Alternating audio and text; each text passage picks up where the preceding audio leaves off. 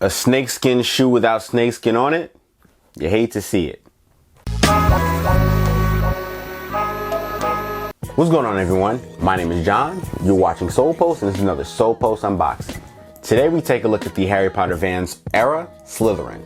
Now this shoe is part of the Vans and Harry Potter collection, and like I said in the Gryffindor review, it's one of the many shoes that released in this collection. I'm gonna try to do about 4 or 5 of them in total, and this is definitely one of those that I had to pick up first. First, let's take a look at the box. The box is white and gold with the Harry Potter and Vans branding on the center, as well as the Harry Potter branding on the lower left corner. And you've got the Harry Potter branding on all 4 corners of the shoe box. Now let's take a look at the shoe. The shoe features mostly suede material all across the shoe in a two-tone pattern of green and black.